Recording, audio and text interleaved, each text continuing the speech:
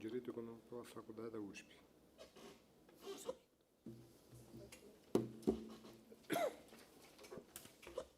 Boa noite a todos. Bom, bem-vindos à nossa última aula do nosso curso Eleições 2024, Democracia em Tempos de Inteligência Artificial. Queria agradecer muito a presença de vocês aqui conosco, mais uma aula, quem nos assiste online.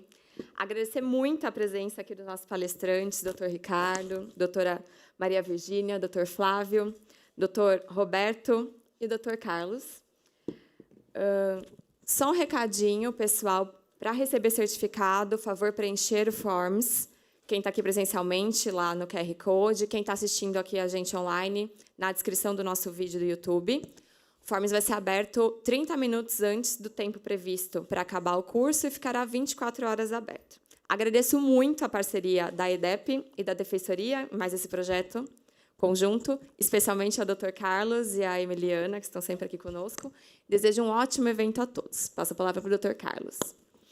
Bem, boa noite a todos e a todas. Assim como mencionou a Agnes Saciloto, que é a ilustre diretora do ILP, que juntamente com a Escola da Defensoria de São Paulo, né, e a própria Defensoria Pública de São Paulo, estruturamos e organizamos esse curso.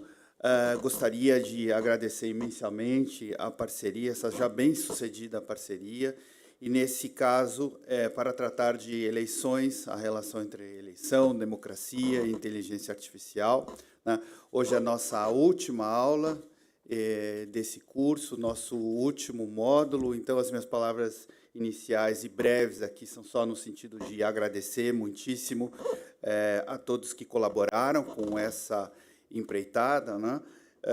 Agradecer também o presidente André do Prado, presidente dessa casa, que sempre nos apoia em todos os eventos em que está envolvida a Defensoria Pública. Então, assim, os meus profundos agradecimentos à presidência da casa. Mais uma vez, ressaltar a importância do tema em que nós nos propusemos aqui a tratar, né? Um ano de eleição, e a gente acredita estar contribuindo bastante com a democracia, para consolidar a democracia no nosso país. Hoje, nós teremos como mediador o ilustre Dr. Flávio Brito, advogado, pós-graduado pela Escola da Magistratura do Tribunal de Justiça do Distrito Federal, pós-graduado em Direito Constitucional Eleitoral, foi desembargador eleitoral do TRE-DF entre 2017 e 2019, a quem eu passo a palavra, doutor Flávio. Aqui, normalmente, o mediador assume a palavra não há quem faça a indicação do seu currículo, mas um currículo desse eu fiz questão de ressaltar aqui, passo a palavra e agradeço muito a presença aqui do senhor para presidir os trabalhos na data de hoje. Muito obrigado. Inicialmente, eu gostaria de cumprimentar o Dr. Carlos Issa, defensor público, que tem feito um grande trabalho aqui na carreira em prol da população de São Paulo. Gostaria de cumprimentar a doutora Agnes Saciloto, presidente do ILP. Gostaria de cumprimentar a doutora Maria Virgínia Mesquita Nasser, que peço licença para ler o breve currículo dela, é advogada, doutora em Direito Econômico pela Faculdade da USP e graduada pela mesma instituição. Cumprimento o doutor Ricardo Penteado, advogado especializado em Direitos Políticos e Direito Eleitoral. Cumprimento o eminente desembargador Roberto Maia Filho, desembargador do TJ São Paulo e do TRE São Paulo, possui graduação em Direito pela PUC São Paulo e mestrado e doutorado em Direito pela mesma instituição. Ao iniciar os trabalhos, também agradeço essa oportunidade e cumprimento o deputado André do Prado, presidente da LESP, e o deputado Gil Maci, vice-presidente da Casa, e aproveito também para cumprimentar, antes de dar início, os servidores da Alesp e da Defensoria Pública, que são fundamentais para que nós estivéssemos hoje aqui. Eu me lembro, quando eu estava no tribunal, Agnes, uma das minhas maiores atitudes foi valorizar o servidor. O servidor é responsável pelo sucesso das instituições e de cada evento. Sintam-se cumprimentados e aplaudidos, e cumprimento também os nossos ouvintes presentes e os que estão de forma remota. Passo a palavra para a doutora Maria Virgínia Mesquita Nasser, para que faça a sua apresentação. Obrigada, doutor Flávio. Boa noite a todos. Eu queria agradecer a presença dos que nos acompanham aqui ou na internet. Cumprimento todos os meus colegas de mesa na pessoa do doutor Carlos, e cumprimento o doutor Carlos especialmente por termos a Defensoria falando de eleições, então, aproximando a sociedade, a coletividade de um tema que parece tão distante, direito eleitoral, e devia ser uma matéria de discussão corrente entre todos nós, devia ser obrigatório na graduação das faculdades, e existem pouquíssimas, não. Então, esse olhar da Defensoria para as eleições realmente me encanta. Agradeço a todos os servidores que ajudaram a formatar esse curso, na pessoa da Maria Emiliana. Agradeço ao doutor Hélio Silveira, que não chegou ainda, pelo convite, que nos acompanhou. Eu acompanhei a maioria dos nossos encontros e acho que foi muito produtivo. Estou realmente muito satisfeita de estar aqui. O tema do nosso último encontro é democracia, propaganda eleitoral e administração pública, senhores. E eu fiquei com a parte menos sexy dessas discussões, porque eu não estou aqui falando de mensageria, de propaganda na internet. Nós vamos tratar hoje das condutas vedadas aos agentes públicos, ou seja, como é que o legislador eleitoral, e não foi só o legislador eleitoral, nós vamos falar sobre isso, tomou providências para proteger a administração pública do abuso dos agentes públicos que já estão ocupando cargos. Então, são medidas que têm dois objetivos. O primeiro é garantir a isonomia e o segundo é proteger a administração pública de abusos do erário e da máquina pública.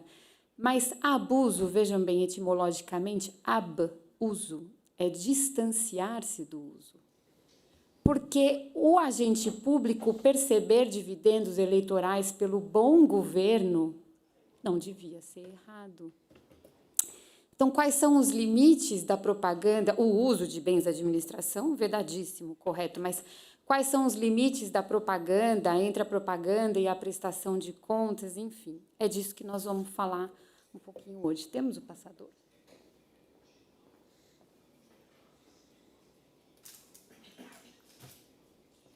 Eu começo, então, falando pela vedação à propaganda. A propaganda ficou vedadíssima, né? E é importante a gente pensar em que medida como é que a própria lei eleitoral não foi levando a disputa eleitoral para a internet.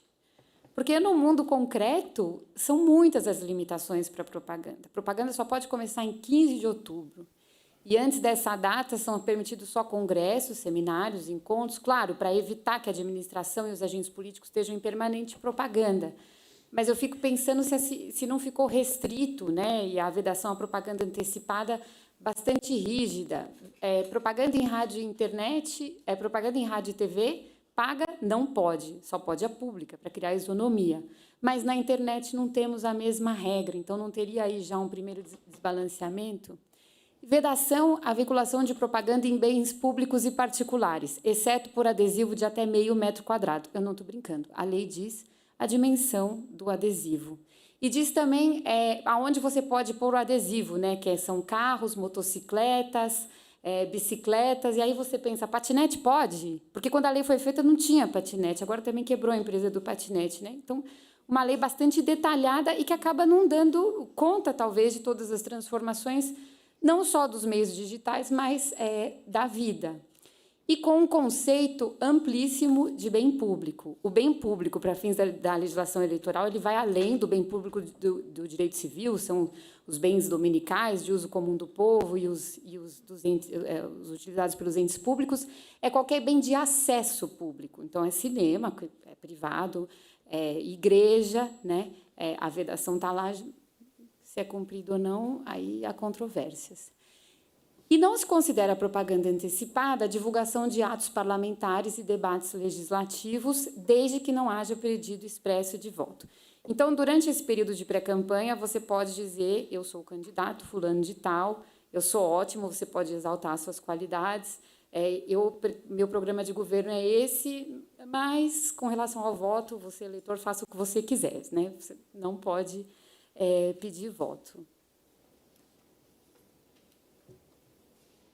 E, depois da vedação à propaganda, a gente entra nas condutas vedadas, que estão lá no artigo 73 e seguintes da Lei das Eleições.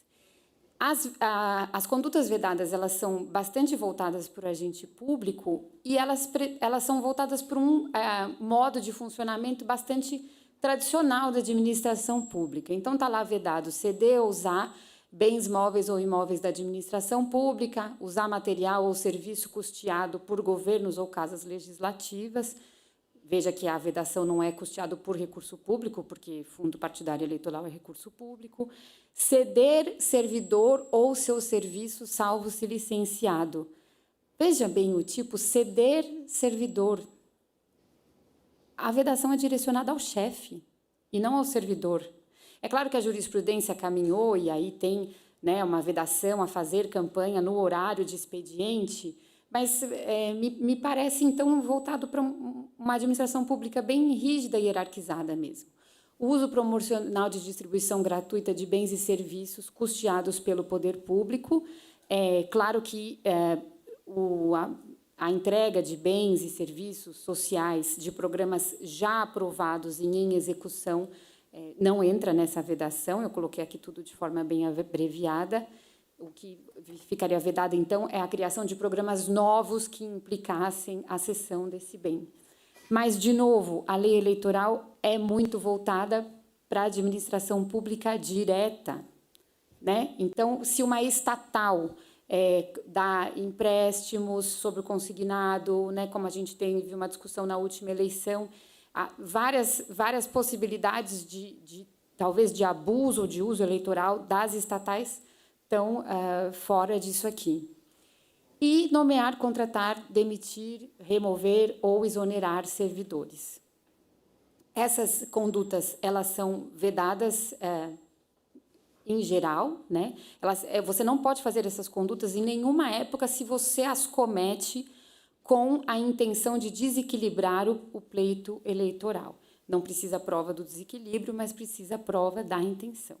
Agora, temos condutas especiais vedadas 3 meses antes do pleito, que é realizar a transferência voluntária de recursos de entes federativos, exceto recursos já empenhados de programas existentes, enfim, né, que você não pode paralisar a administração em razão da proximidade do pleito eleitoral. Autorizar a publicidade institucional, exceto para produtos com concorrência no mercado. De novo, olha as estatais escapando aqui. Por quê?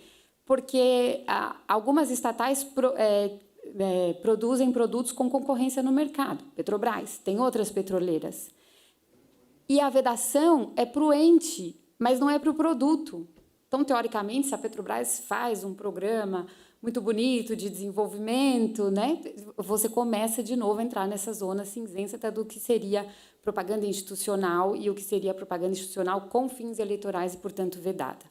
Fazer pronunciamento em cadeia de rádio e televisão fora do horário eleitoral gratuito, exceto no caso de uma emergência. Empenhar despesas de publicidade dos órgãos públicos que excedam a 6 vezes a média mensal dos últimos 3 anos. Então, de novo, uma vedação com relação ao excesso de propaganda.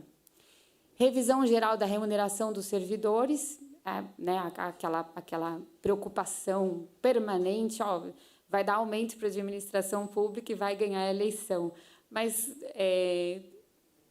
como se os servidores fossem uma parte tão relevante assim, do eleitorado, né? Existem outras maneiras de incorrer em práticas que aumentam a renda da população em geral, que acabaram não entrando aqui.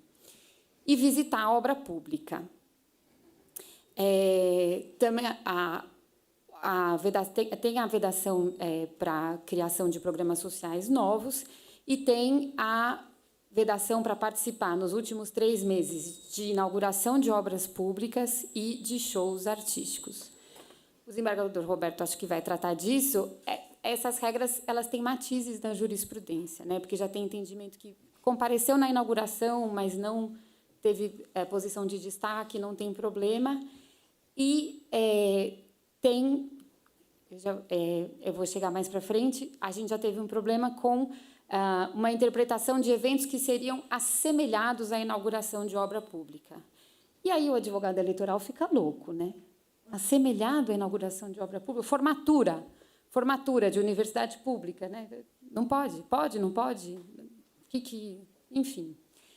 Mas a lei das eleições não é o único diploma, e eu insisto muito sobre isso na minha área de prática, que veda condutas, não no pleito eleitoral especificamente, mas em ano eleitoral. Por exemplo, a Lei de Responsabilidade Fiscal determina que é nulo, de pleno direito, os atos que impliquem no aumento de despesa com pessoal. É uma obsessão com aumento de despesa de pessoal, gente. Aumento de despesa com pessoal no último ano do mandato de governantes. E também a nulidade de pleno direito de atos de reestruturação de carreiras, aumento de salário, exceto para recomposição de perda salarial. A lei eleitoral também, todos os anos, pela Lei de Responsabilidade Fiscal, se você, num trimestre, teve a dívida pública consolidada excedendo o limite, você tem que, nos próximos trimestres, reconduzir ao limite pelos cálculos da lei. No ano eleitoral, você tem que fazer essa recondução imediata, mas eu não sei como faz. Cancela empenho, porque, né, você subiu o limite. Algumas despesas são obrigatórias, mas, enfim, está lá a obrigação na Lei de Responsabilidade Fiscal. E você tem a vedação de operação de crédito por antecipação de receita. O que me parece que o legislador da Lei de Responsabilidade Fiscal, a preocupação dele aqui não é tanto com a isonomia, mas com o impedimento de que o atual mandatário deixe dívidas para o próximo governante, caso não seja ele, né? E mesmo se for ele.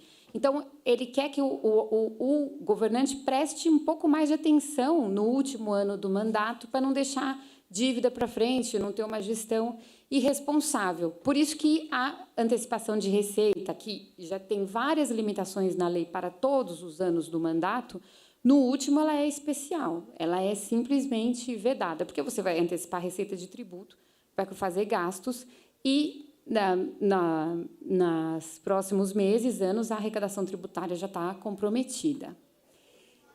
E no artigo 40... e com uma coisa, de novo, distribuição antecipada de dividendo da estatal não dependente não é vedada. É por isso que a gente viu, o ano passado, uma distribuição de dividendos da Petrobras que comprometeu até o caixa livre da empresa, foi maior do que os lucros, porque, de novo, estatal não dependente acaba escorregando a esse tipo de regra e ficando desprotegido de eventual uso. Embora a lei das estatais, claro, crie obrigações para os seus gestores, que, se fossem observadas, talvez essas condutas não aconteceriam. Da mesma jeito que as condutas vedadas aos agentes públicos também podem configurar ato de improbidade. Então, a mera observância da lei de improbidade levaria a que não fossem cometidas essas condutas. O artigo 42 diz que é vedado ao titular do poder ou órgão, nos últimos 2 quadrimestres do seu mandato, incorrer em despesas que gerem pagamentos para o mandato seguinte. E aí, qual é o problema? Quando a Lei de Responsabilidade Fiscal foi aprovada, a maioria dos contratos administrativos seguia a Lei 8666 e eles não podiam ter mais de 5 anos. Então, não era muito problemático, porque a gente não tinha contratos longos. Os contratos longos eram obras muito especializadas, às vezes com lei específica, e os contratos de concessão não geravam obrigação de pagar, porque a concessão se sustenta por tarifa paga pelo usuário, correto? Só que aí passou a lei de PPP.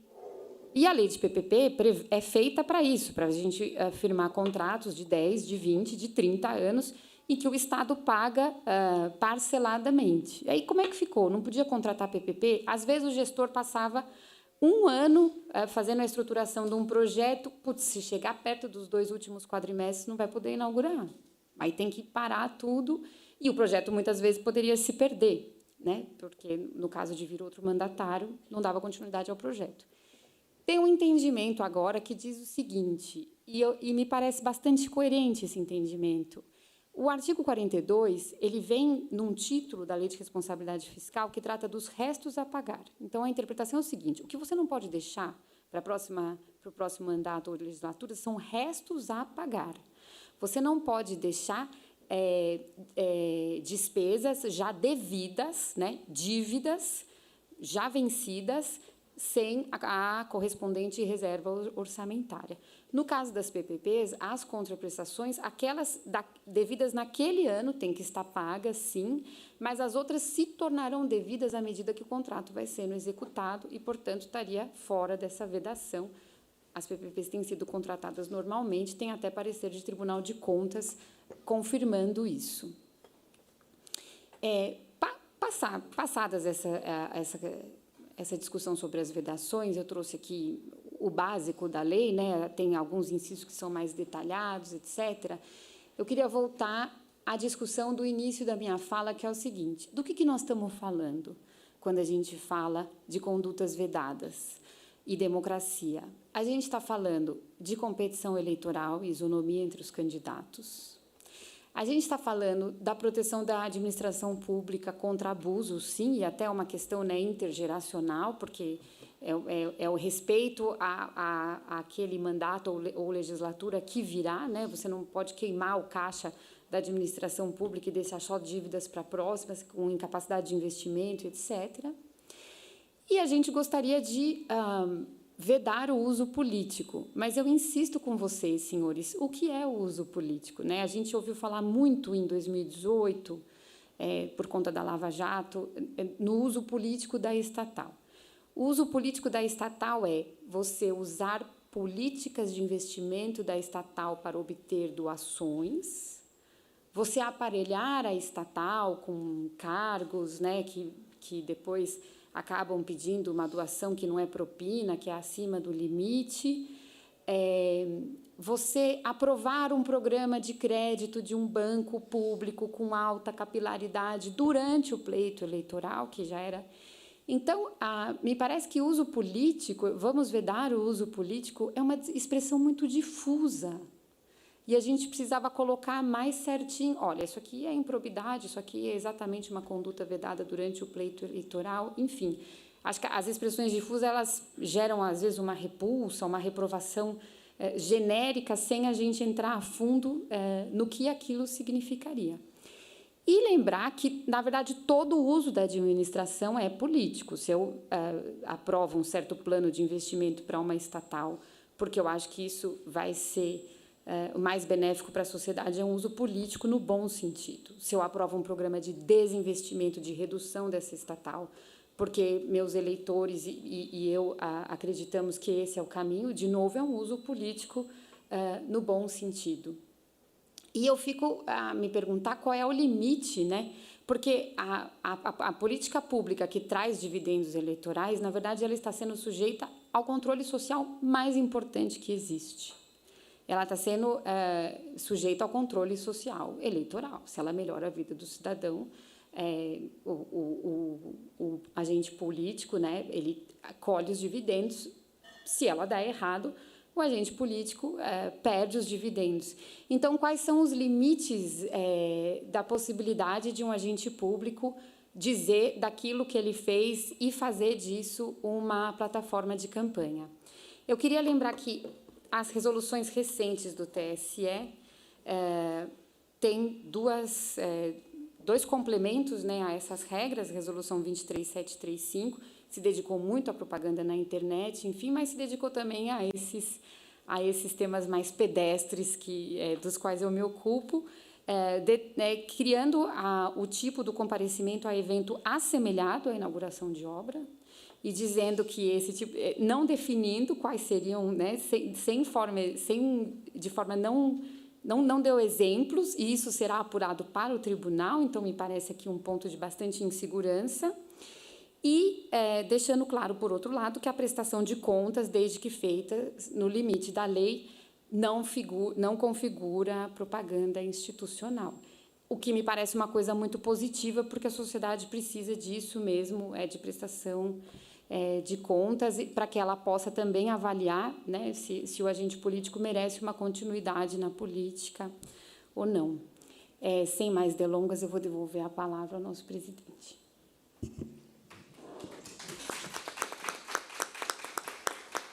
Obrigado. Gostaria de agradecer a brilhante palestra da doutora Maria Virgínia Mesquita Nasser.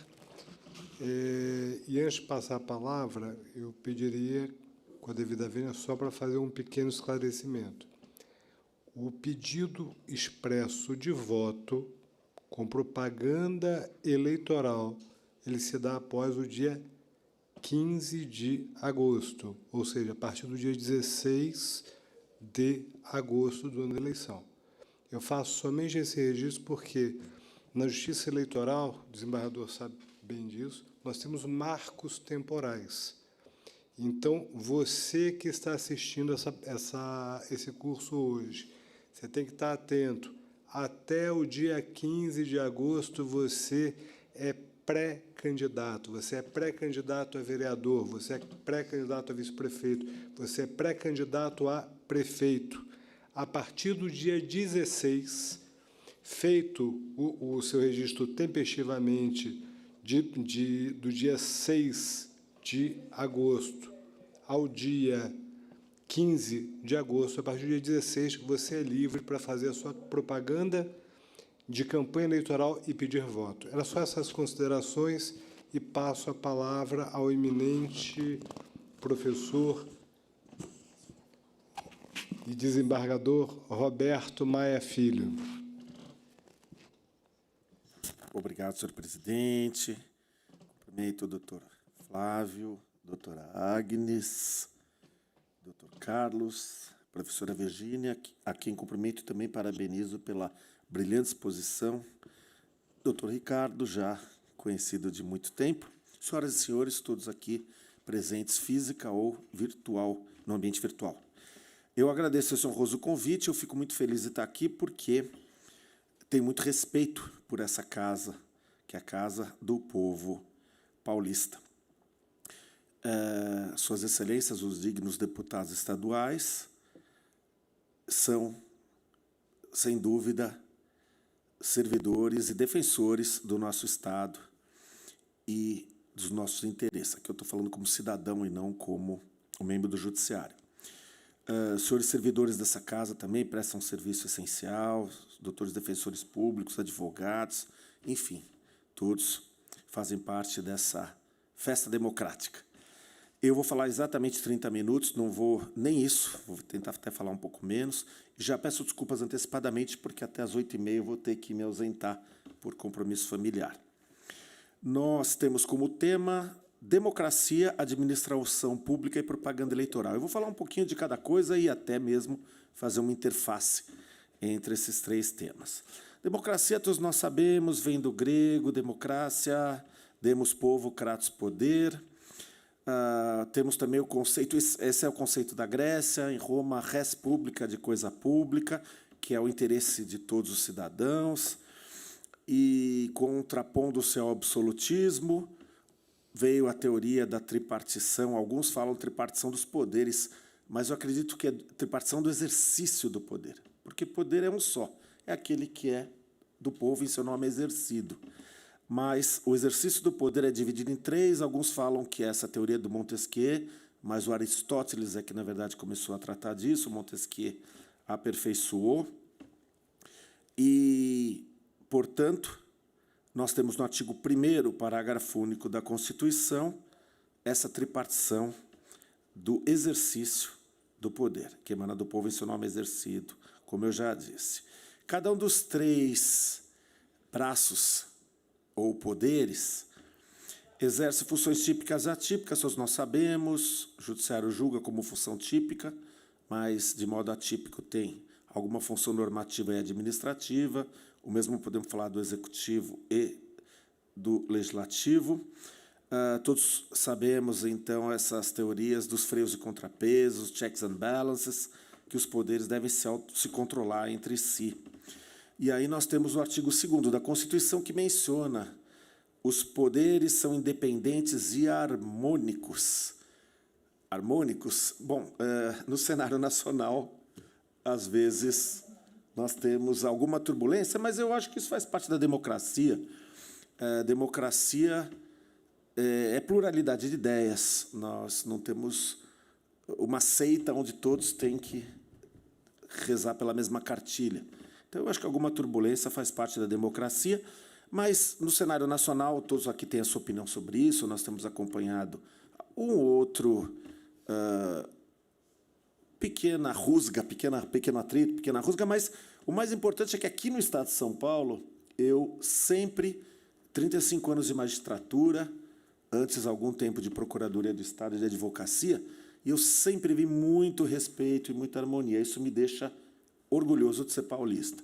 Eu vejo o atual presidente do nosso TJ, desembargador Fernando Torres Garcia, o atual presidente do Tribunal Eleitoral, desembargador Silmar Fernandes, e o relacionamento que eles têm de altíssimo nível, consideração e respeito com o presidente aqui desta casa, da Assembleia Legislativa, com o governador do Estado, e isso realmente é essencial, essa harmonia dentro dessa independência, do controle, freios e contrapesos, enfim, eu acho que quem ganha com isso é a população e a qual todos nós servimos. Bom, falei um pouquinho de democracia, vou falar um pouquinho de administração pública.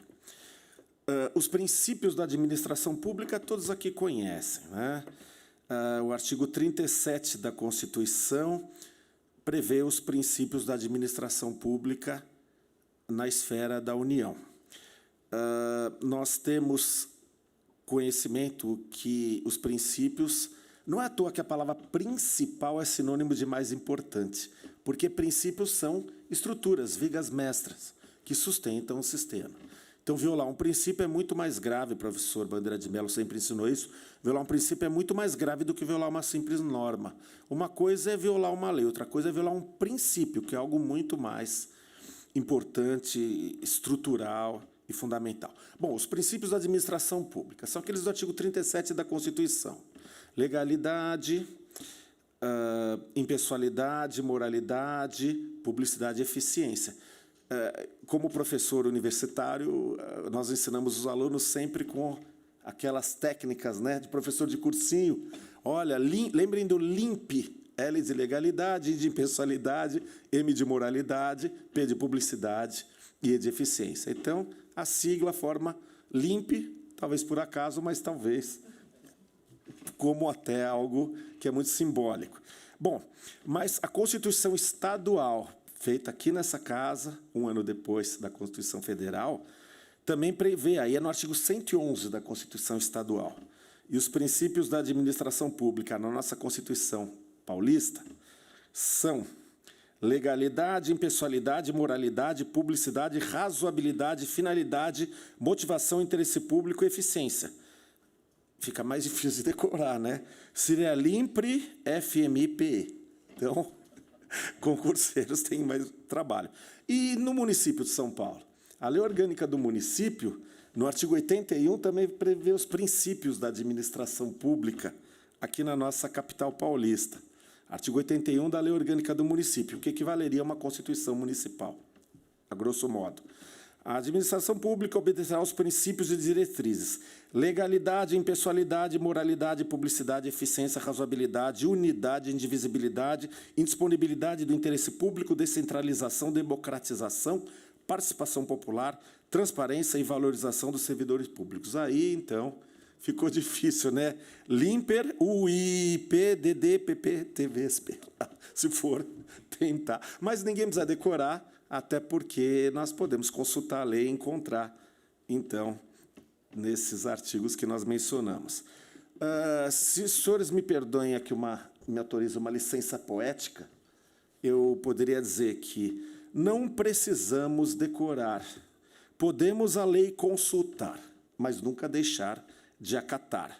E por que não rimar? Ajuda o tempo passar. Agradeço a quem não me vaiar. Bom, vamos deixar de enrolar. Então, continuando aqui a nossa conversa, que a gente tenta deixar mais leve e menos cansativa, qual é a posição do juiz da administração pública? Como membro do Poder Judiciário, como juiz eleitoral, qual é a administração do juiz na administração pública? O juiz é um servidor público, ele é um agente político, e aí a doutrina discute muito isso. Alguns doutrinadores, isso não é muito pacífico, alguns doutrinadores entendem que agentes políticos são aqueles investidos para o exercício de atribuições constitucionais, sendo dotados de plena liberdade funcional no desempenho de suas funções com prerrogativas próprias e legislação específica. Também se diz que os agentes políticos são os titulares dos cargos estruturais, a organização política do país, ou seja, ocupantes dos que integram o arcabouço constitucional do Estado, o esquema fundamental do poder. Então, dentro dessas definições, o juiz pode ser chamado, e alguns doutrinadores chamam o juiz de um agente político. Agora, temos que tomar muito cuidado para jamais confundir com política partidária. O juiz, ainda que alguns doutrinadores falam, o juiz não é um servidor público, é mais um agente político, porque a carreira dele faz parte da estrutura do Estado. Ainda que alguns doutrinadores considerem o juiz um agente político, tem que ser um político apartidário. O partido do juiz tem que ser a lei. E aí tem a discussão do ativismo judicial. O ministro Barroso do Supremo disse esses dias, não existe em regra ativismo judicial. O ministro Herman Benjamin do STJ também num julgado já ensinou, não, o ativismo tem que ser da lei. E eu concordo. Legalidade é um dos princípios, não é? Não é o L do LIMP e das outras siglas? Bom, falando um pouquinho mais do juiz eleitoral, ou da justiça eleitoral, a justiça eleitoral tem uma função típica que é julgar os processos, né? Função jurisdicional, jurisdicere, dizer o direito. Então, a função típica do judiciário é julgar, todo mundo sabe disso, até me perdoem a obviedade. Mas a justiça eleitoral também tem funções atípicas, administrativa e normativa. A função administrativa é típica do Poder Executivo e a normativa é típica do Poder Legislativo. Bom, então a função típica do juiz eleitoral, julgar, função jurisdicional. E a função atípica administrativa da justiça eleitoral seria o poder de polícia administrativo que o juiz eleitoral tem. Isso vem da própria lei. É a lei que dá para o juiz eleitoral esse poder de polícia administrativo. Código Eleitoral, artigo 35, compete aos juízes. Inciso 17, tomar todas as providências ao seu alcance para evitar atos viciosos das eleições. E o artigo 242, parágrafo único do mesmo Código Eleitoral, sem prejuízo do processo e das penas cominadas, a Justiça Eleitoral adotará as medidas para fazer impedir ou cessar imediatamente a propaganda realizada com infração ao disposto nesse artigo. E tem aqui alguma jurisprudência, tem uma decisão do ministro Fachin. O poder de polícia eleitoral está relacionado à propaganda eleitoral e compreende as práticas de atos preventivos ou inibitórios de irregularidades. Decisão do ministro Jorge Mussi. Compete ao juiz eleitoral, no regular exercício do poder de polícia, decretar medidas que visem coibir a prática de propaganda ilícita. Julgado da ministra Laurita Vaz. A decisão proferida pelo juiz eleitoral, que no exercício do poder de polícia verificou a utilização de veículo público para transporte de material de propaganda eleitoral e determinou, ao final do procedimento administrativo, o oferecimento de vista ao Ministério Público Eleitoral para as providências cabíveis, pois sua índole administrativa. Outra do ministro Eduardo Ribeiro, aqui para finalizar essas jurisprudências aqui muito condensadas e muito abreviadas. Propaganda eleitoral. Cabe aos juízes eleitorais, no exercício do poder de polícia, fazer cessar a prática contrária à lei. Para aplicação de sanções, entretanto, aí tem que instaurar um procedimento por iniciativa dos legitimados. Então, o juiz eleitoral tem uma função atípica também de índole administrativa. É o poder de polícia do juiz eleitoral. Mas ele não pode ultrapassar algumas barreiras e ele tem que remeter ao Ministério Público ou esperar que alguns legitimados ingressem com o devido procedimento para que possa haver eventual punição em relação a esses fatos. E o juiz eleitoral também tem uma função atípica normativa. A Justiça Eleitoral também tem uma função atípica, anômala, de eu não diria legislar, mas de editar normas. É o caso das resoluções do Tribunal Superior Eleitoral. Também são feitas com base na lei. Ou seja, essas funções atípicas da Justiça Eleitoral foram outorgadas pelo legislador. Código Eleitoral, artigo 1º. Código Eleitoral, artigo 1º. Esse código contém normas destinadas a assegurar organização, exercício de direitos políticos, principalmente o de votar e ser votado. Aí vem o parágrafo único do artigo 1º do Código Eleitoral. O Tribunal Superior Eleitoral expedirá instruções para sua fiel execução. O artigo 23 do mesmo Código Eleitoral compete ainda privativamente ao Tribunal Superior Eleitoral, inciso 9, expedir as instruções que julgar convenientes à execução desse Código. Então, as resoluções do Tribunal Superior Eleitoral, na verdade, elas decorrem da lei, a lei que outorga à nossa Corte Eleitoral Superior esse poder normativo, também função atípica do Poder Judiciário. E o 23A, também do Código Eleitoral. A competência normativa regulamentar restringe-se a matérias especificamente autorizadas na lei. Tem que ficar intra-legem, dentro dos limites da lei. Na pirâmide do Kelsen estaria, então, abaixo da lei. Sendo vedado ao TSE tratar de matéria relativa à organização dos partidos políticos. Sem dúvida, o partido político tem sua autonomia e a resolução do TSE não deve imiscuir nessa esfera dos partidos políticos. E eu finalizo, então, propaganda eleitoral, terceiro e último tópico. Todos sabemos que vivemos em uma democracia representativa, elegemos nossos representantes, e o eleitor, para poder eleger, eleitor categoria essa que todos nós fazemos parte, todos nós somos eleitores. Nós temos o direito à informação, temos que saber quem são os candidatos. Eu não falei do princípio da publicidade, que é o pezinho, tanto da Constituição Federal como da estadual, e como também da Lei Orgânica do Município. Tem aqui, eu pesquisei isso agora, alguns distinguem publicidade de propaganda. Publicidade seria uma forma de comunicação que busca promover algum serviço ou produto ao público. E propaganda é uma forma de transmitir ideias que podem ser comerciais, políticas, religiosas e sociais e buscam influenciar o comportamento de alguém. Então, embora haja alguma distinção entre publicidade e propaganda, nós sabemos que a propaganda eleitoral tem estreita relação com o princípio da publicidade da administração pública, repito, previsto na Constituição Federal, na estadual e na Lei Orgânica do Município. Nós temos, então, a propaganda eleitoral, que é regida pela lei. Os juízes só aplicam a lei eleitoral e mesmo as resoluções do TSE que eu mencionei também decorrem de autorização do legislador. O que a Justiça Eleitoral procura numa eleição? Resguardar a igualdade para que haja uma disputa justa. A legislação eleitoral tem essa finalidade, e é isso também que a Justiça Eleitoral busca ao aplicá-la. Nós temos, basicamente, no Código Eleitoral, artigo 240 e seguintes, tratando da propaganda eleitoral, a Lei das Eleições, no artigo 36 e seguintes, a resolução do TSE 23732 de 24, que alterou a antiga 23610/19. Eu não vou aqui, até porque o tempo é curto, e eu já estou falando há 16 minutos, vou falar mais uns 4 no máximo. Nós não vamos aqui, olha, propaganda eleitoral, isso pode, isso não pode. Por quê? Porque isso depende de cada caso e dos seus detalhes, e isso sempre é bom que os senhores consultem, os senhores candidatos, consultem um advogado, consultem um especialista. Eu lembro, há algumas décadas atrás, a OAB mandou confeccionar um adesivo, consulte sempre um advogado, e a gente via nos vidros dos carros. Meu pai foi conselheiro da OAB, tenho muito orgulho disso, fui advogado, tenho muito orgulho disso também. E é muito importante que os candidatos e aqueles que estão no seu entorno na campanha sempre estejam consultando um advogado especializado, um advogado eleitoralista, para saber exatamente os limites de onde esse emaranhado de legislação e das resoluções permitem que se vá.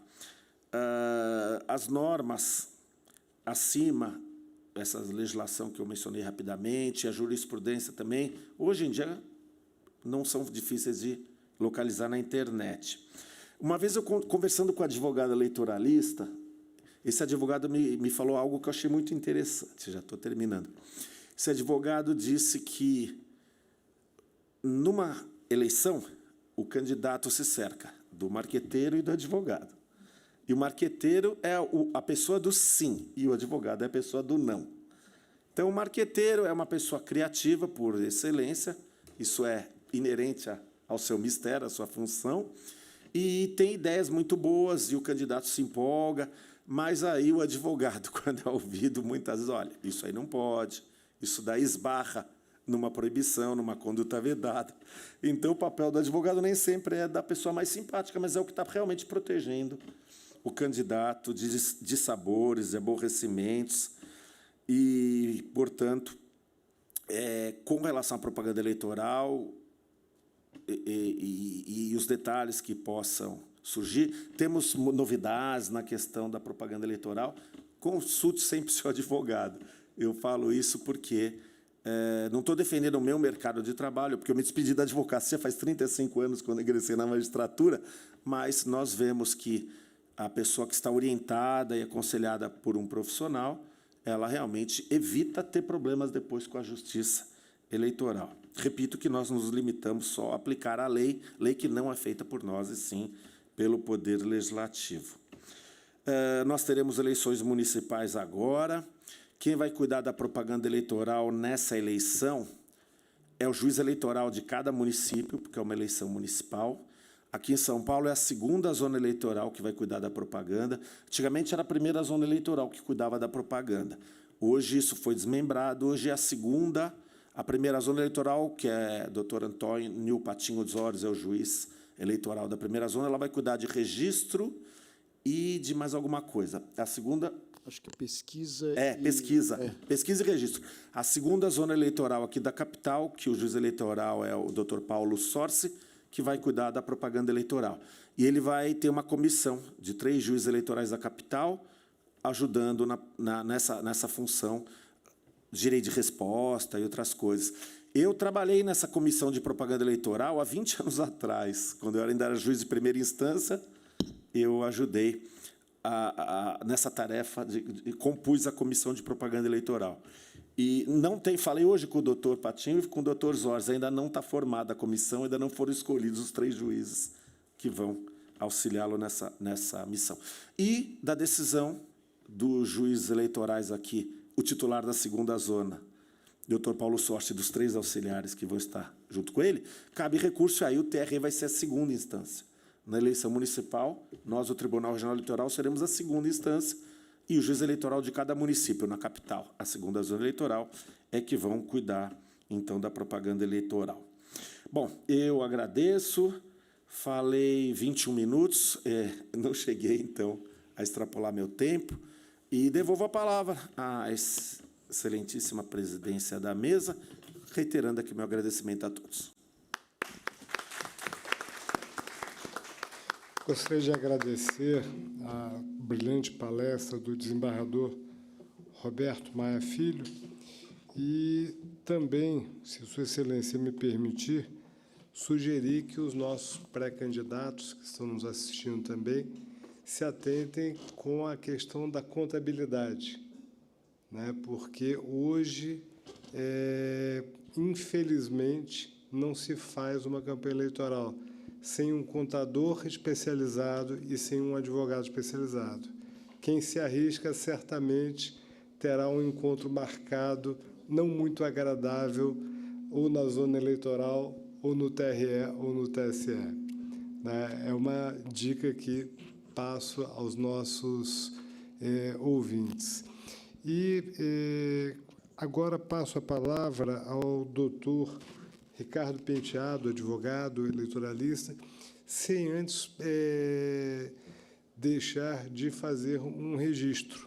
Doutor Ricardo Penteado, para os que são assim, um pouco mais antigos na militância, que é o meu caso, é um dos poucos advogados, desembargador, que fez a maior parte das eleições presidenciais do Brasil após a redemocratização. Então, eu tenho certeza que a sua palestra hoje irá, assim, ser muito engrandecedora a todos que estão aqui assistindo. Por favor, doutor Ricardo Penteado, com a palavra. Boa noite a todos. Eu queria agradecer imensamente, inclusive, a essa apresentação que me toca com um grande prazer. De fato, a gente tem alguma história e eu espero poder colaborar com a vida de todos aqui, contando um pouco da experiência aurida com essa vida dedicada aqui à advocacia eleitoral. Eu queria me somar aos cumprimentos já feitos a todos, especialmente ao Dr. Carlos, doutora Agnes, aos meus companheiros de mesa. Queria agradecer aos intérpretes de Libra que estão aqui possibilitando o acesso a pessoas portadoras de deficiência auditiva, e fazer aqui muito menos do que uma palestra, mas um depoimento quase que testemunhal da experiência que a gente vem tendo e continua tendo num ambiente muito emocionante, que é o ambiente político, e também falar um pouco da nossa experiência com a evolução da democracia brasileira. Quem sou eu? Eu tive esta apresentação grandiloquente, mas eu gostaria de dizer, eu, de fato, atuo no eleitoral desde 1988, e isso me possibilitou uma observação com relação à propaganda eleitoral e à evolução do próprio direito eleitoral, que eu acho que é bem interessante de compartilhar. Vamos começar um pouco falando... A doutora Virgínia, ela expôs todas as regras impostas à administração, as condutas dos agentes públicos. Eu queria rapidamente dizer, bem, a importância dessa normativa, dessa regularização e desta análise, ela vem, sobretudo, com o Instituto da Reeleição, né? Porque nós tivemos, eu estou falando lá de 88, a reeleição só foi aprovada a partir da eleição de 97. Até então, isso foi um grande ganho para a legislação, porque complementou algo que já existia na ordem jurídica. Porque a ordem jurídica sempre proscreveu o uso da máquina para qualquer finalidade, não precisa ser o eleitoral. No eleitoral, ganhou uma norma especial, né, que combate não apenas o mau gestor, mas também combate a desigualdade provocada pelo mau gestor neste ambiente, que é o ambiente eleitoral. Eu gostaria de me concentrar um pouco mais na questão da propaganda. Nós estamos falando aqui de democracia, e democracia nada mais é do que um governo pelo povo, mas segundo regras que resguardam não só o direito da maioria, mas que tem que resguardar o direito de todos. Se nós deixarmos só a maioria decidir, nós vamos ter uma ditadura da maioria, e nós vamos ter algumas minorias, algumas situações em que não serão representadas ou não terão lugar numa democracia. Então, as regras democráticas, elas partem de alguns princípios, e o principal deles é a igualdade de todos, inclusive das minorias. Então, o direito, assim, a democracia direta, que é aquela, junta todo mundo, vamos votar e a maioria ganha, nem sempre funciona. Nós precisamos resguardar que as minorias também tenham voz e as minorias também tenham vez. E as regras democráticas que foram construídas pelo nosso processo civilizatório chegaram principalmente num tipo de exercício democrático, que é o exercício pela representação. Ou seja, não é em todo momento que nós vamos tirar a resultante da maioria, juntando todo mundo e tirando uma votação. Porque já disse, ou sai decisões de uma ditadura da maioria e a minoria sai desassistida, ou, muitas vezes, você não consegue consultar sempre estas pessoas. E você tem nasce uma grande intermediação, isso não é uma invenção nova. Nós vamos ter, assim, vamos dizer, o primeiro sinal, vamos dizer, regulamentado disso é no direito romano, no Império Romano, claro que uma representação muito restrita a quem tinha direito de voto, quem tinha direito a esses representantes, mas nós tínhamos intermediadores da vontade popular. E a vontade popular, hoje, ela é intermediada para que um governo seja essencialmente democrático. Nós precisamos de representantes que, em casas como essa, obtenham uma conciliação democrática para a gente chegar a uma evolução, a um bem comum, e que atenda todos os cidadãos de uma forma igual e justa. Agora, para isso, nós precisamos, portanto, de representantes, e são esses representantes que vão se apresentar para a população e, nela, obter a legitimação através do mandato, ou seja, o poder representativo. Agora, para que este, que é o político, o candidato, chegue e se apresente e possa ser julgado por comparação pelos seus pares, ele precisa chegar ao povo, ele precisa chegar ao cidadão. E a forma correta, e a única forma disso acontecer, é a comunicação.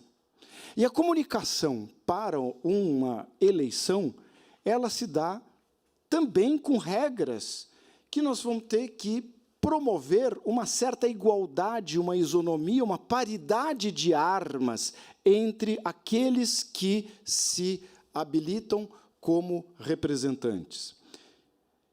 Nós estamos chegando nas campanhas eleitorais, na comunicação e na propaganda eleitoral, que é, vamos dizer, o tema que a gente vai enfrentar hoje. A propaganda eleitoral, ela ganha uma tal complexidade que, ordinariamente, as pessoas acham muito razoável, e elas estão equivocadas, ao dizerem o seguinte: o que eu posso fazer na propaganda? Bom, nós que estudamos direito, nós sabemos o seguinte: para o cidadão, pode tudo, desde que não seja proibido. Para o Estado, só pode aquilo que é autorizado. Então, a primeira regra, e que está completamente esquecida pelo hábito, é que na propaganda eleitoral tudo pode. Parece uma loucura aquilo que eu estou dizendo, mas óbvio que não é. Esse não é uma loucura. Tudo pode, sim, desde que não seja proibido. E o poder de polícia exercido pela Justiça Eleitoral não é um poder que aniquile direitos, é um poder que disciplina o exercício de direitos. O poder de polícia, aliás, a lição básica do poder de polícia é esta: se, no exercício da administração pública de interesses privados, o Estado aniquila um direito, isso não é poder de polícia. Isso é autoritarismo, isso é arbitrariedade. E só pode ser proibido aquilo que está proibido pela lei, e não pela administração. A administração, ela pode disciplinar o exercício do direito. E é disso que se trata. Quando você fala de propaganda eleitoral, tenha em mente o seguinte: olha, de fato, os candidatos hoje, a legislação ela é tão complexa e, ao mesmo tempo, as interpretações, até jurisdicionais, são tão variadas que, de fato, é bom, e aqui eu estou vendendo o meu peixe, mas antes foi vendido pelo magistrado aqui presente, é bom consultar um advogado. Então, esse exercício de que pode tudo desde que não seja proibido, muita coisa não é que esteja proibida, mas muita coisa está regrada no como. E é isso que a gente precisa prestar atenção. E na propaganda eleitoral, nós vamos lembrar o seguinte, quando nós éramos poucos, para os candidatos, era ir num palanque ali na praça pública, num coreto, se apresentar, dizer a sua experiência ou das suas propostas, identificar o seu público e buscar o seu voto, e a comunicação era uma coisa muito simples e fácil. A complexidade, no entanto, da nossa civilização, nós aqui somos apenas 12 milhões na cidade de São Paulo. Então, como é que eu vou fazer? Não tem um coreto e não tem uma reunião pública suficiente para isso.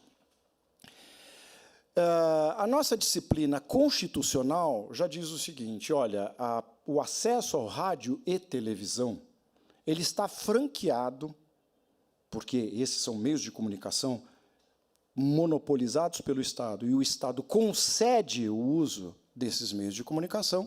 Esses meios de comunicação concedidos, eles são acessíveis pelos candidatos. Mas eles não são o único meio, mas foram, durante muito tempo, o meio mais poderoso, mais eficiente, e que hoje está cedendo lugar para outros meios até mais democratizados. Mas, durante décadas, as campanhas eleitorais elas se fixaram muito no rádio e na televisão. E a Constituição Federal e a lei eleitoral disseram o seguinte, olha, os partidos e os candidatos têm direito e acesso aos meios concedidos de comunicação. Porém, eles não podem comprar espaço nessa mídia. Essa mídia ela é distribuída de acordo com critérios constitucionais e critérios legais. Podemos até discutir a constitucionalidade dessa divisão, muito embora o Supremo já tenha dito que é constitucional essa divisão não isonômica desses espaços, mas proporcional à representação dos partidos nas casas legislativas, etc. Para nós e para os políticos, quando surgia, vamos dizer, a batalha dialética entre candidatos, ela se dava nesse ringue, que era um ringue comum, todo mundo via. Estava lá.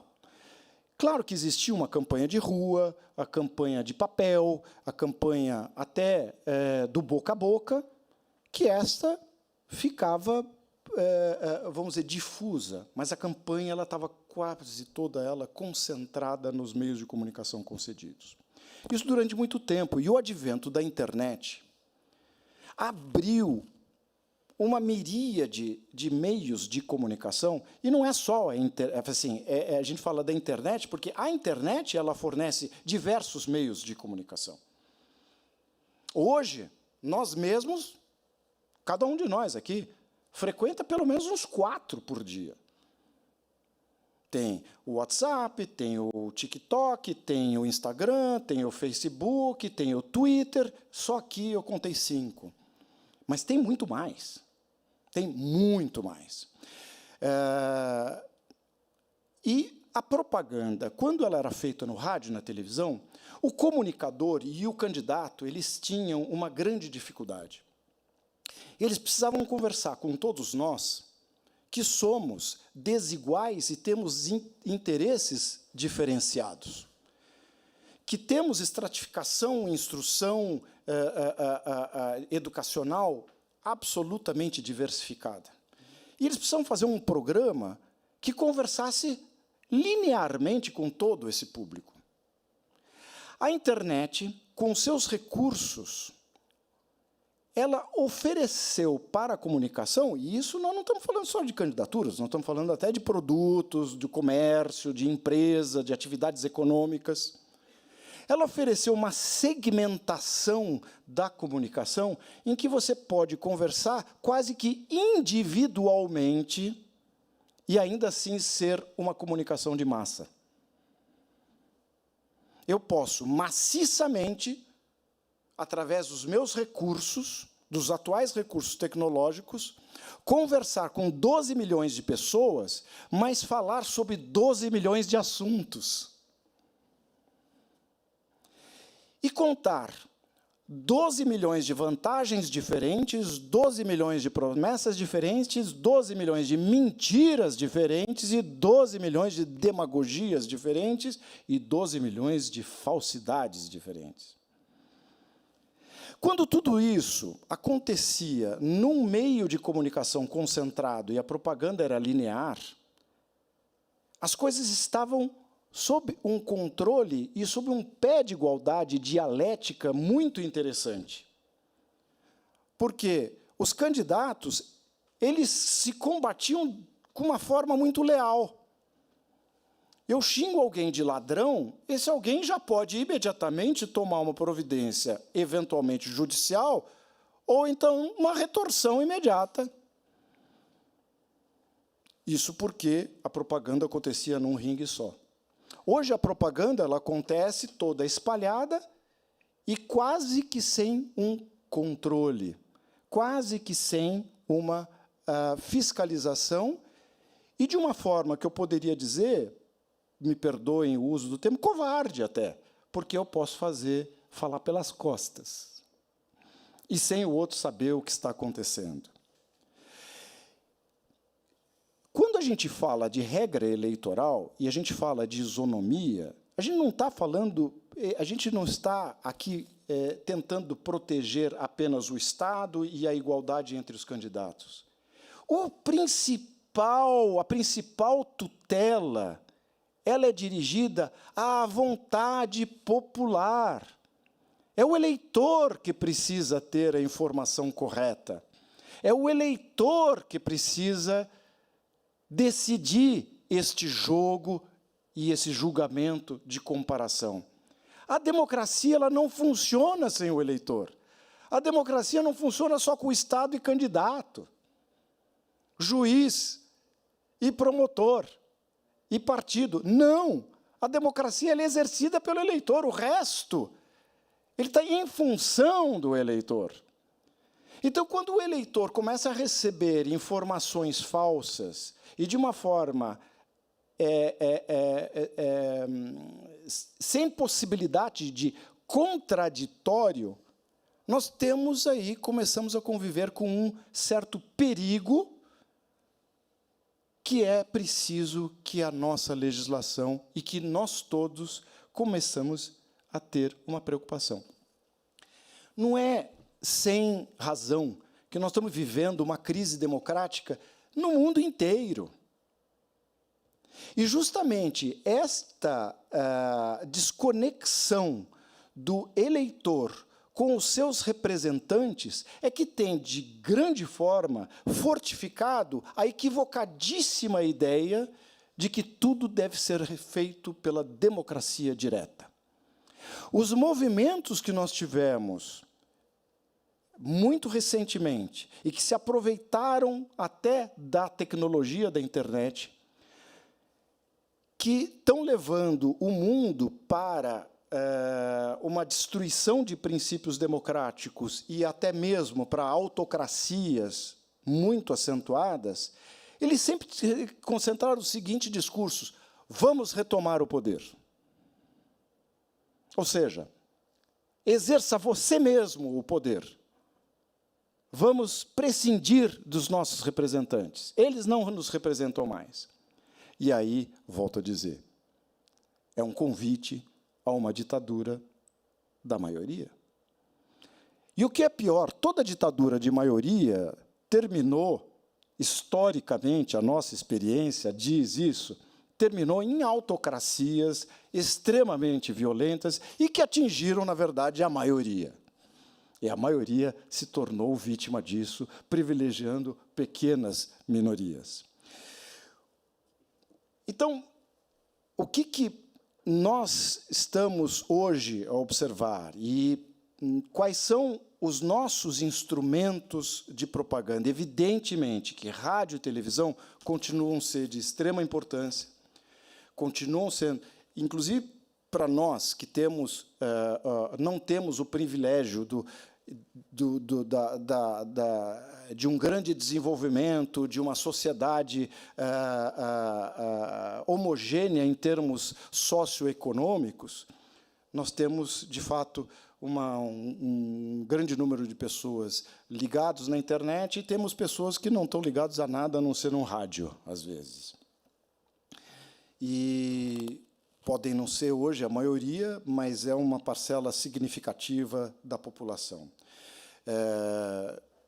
É com relação a esses instrumentos é que nós precisamos ter uma maior atenção.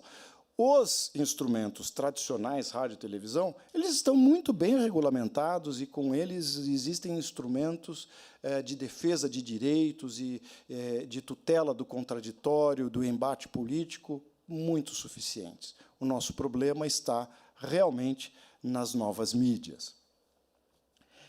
E também está em quem é que está explorando essas novas mídias.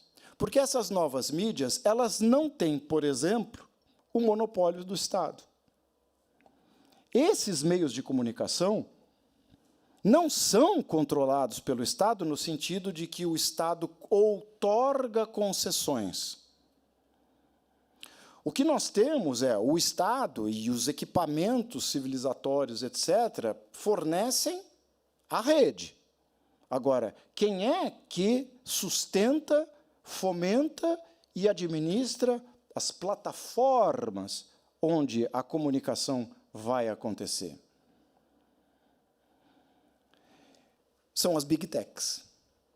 Elas é que têm, hoje, o monopólio e a exploração de tudo aquilo que circula de informação entre as pessoas. E volto a repetir, isso é muito mais acentuado em todas as outras atividades humanas, comércio, comunicação, empresas, etc., mas, na política, ela vai ter efeitos bastante importantes. Não é o meu, né? Eu botei aqui um despertador para não cansar vocês para além do meu tempo. Muito bem, essas Big Techs é que hoje têm, vamos dizer, o controle de muitos meios de comunicação. Aqui no Brasil, nós estamos vivendo, neste preciso momento, uma crise muito interessante. Por quê? A Justiça Eleitoral, invocando o seu poder regulamentar, já mencionado aqui pelo desembargador Roberto Maia, baixou uma certa regulamentação, criando algumas obrigações para as empresas que veiculam postagens de comunicação pública. E todos nós sabemos, o Google e também Instagram e coisa e tal, teriam que apresentar para a Justiça Eleitoral uma série de informações e de transparência, controle, etc., etc., que a Justiça Eleitoral impôs, e, por razões empresariais, essa plataforma disse, não vou fazer, portanto, não vou mais exercer essa atividade. Coisa que, para mim, é uma anomalia. Todos nós, quem conhece o Código do Consumidor, sabe que uma oferta pública de bens e serviços, ela é universal e ela não pode ser dirigida para quem eu quero. Se eu vendo pizza, eu não posso dizer, eu só vendo pizza para loiros, eu só vendo pizza para corintianos e são paulinos. Não, eu tenho que vender para todo mundo. E todos têm o direito. Se o produto é o mesmo, todos têm direito. Eu diria o seguinte, o que a Justiça Eleitoral fez foi a mesma coisa que o Estado faz, por exemplo, ao dizer para um hotel, você vai ter que atender todo mundo, mas você vai ter que colocar uma rampa aqui para uma categoria de pessoas, que são os portadores de deficiência de locomoção. Eu posso dizer, não vou mais atender esses, não vale a pena economicamente, então eu fecho as portas para quem anda de muletas? Claro que não. Eu sei que essa comparação é um pouco caricatural e não é tão precisa. Porém, é algo que eu chamo a atenção para uma reflexão. Pode a Big Tech dizer, não vou fazer o que eu faço para todo mundo, eu não vou fazer para essa categoria? Eu lendo aqui a resolução que o TSE baixou e as obrigações que ele impôs para essas Big Techs, realmente acho que merece uma reflexão. Eu posso arriscar o palpite de que a Justiça Eleitoral jogou para eles uma obrigação que pode não ser deles. Deveria ser mais dos candidatos. Mas ficou mais fácil mandar para eles. Agora, quanto a isso, a reação é discutir o equilíbrio dessas relações, e não pura e simplesmente fazer esse lockdown e dizer, não, para eles eu não vou mais atuar. E dizer que existe um mercado diferente. Não. Porque eles podem, inclusive, tecnicamente, propor outras alternativas. Mas, enfim, estamos aí num impasse, que é um impasse até político e negocial, e em meio de também outras crises que foram muito polarizadas e tudo mais, então a gente não sabe muito bem como é que esse impasse vai ser vencido. Agora, o que é essencial é o seguinte, essas Big Techs, até há pouco tempo atrás, elas tinham, não é um excesso de liberdade, porque liberdade nunca tem excesso. Elas tinham uma irresponsabilidade que estava consagrada, e está consagrada, na lei. O marco legal da internet contém normas que eu gostaria de trazer a reflexão dos nossos colegas aqui, que são absolutamente inaceitáveis quanto à questão da responsabilidade. Então, por exemplo, uma plataforma de internet, de acordo com o marco de internet, só tem responsabilidade pelo aquilo que publica se ela for notificada de que a publicação é ilegal e ela não tirar do ar. Agora, me diga uma coisa, elas estão publicando, a miúde, muitas coisas que, durante um certo período, pode causar dano a terceiros. Então, precisa chegar a ordem judicial e dizer, tá bom, tiro, e ninguém responde pelos danos causados até então? Aí alguém pode dizer, não, aí até esse momento responde quem publicou aquela informação. E quem publicou aquela informação?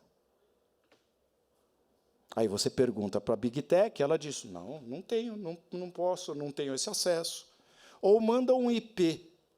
Foi esse IP aqui. É curioso. E aí as pessoas dizem, será que nós precisamos de nova lei?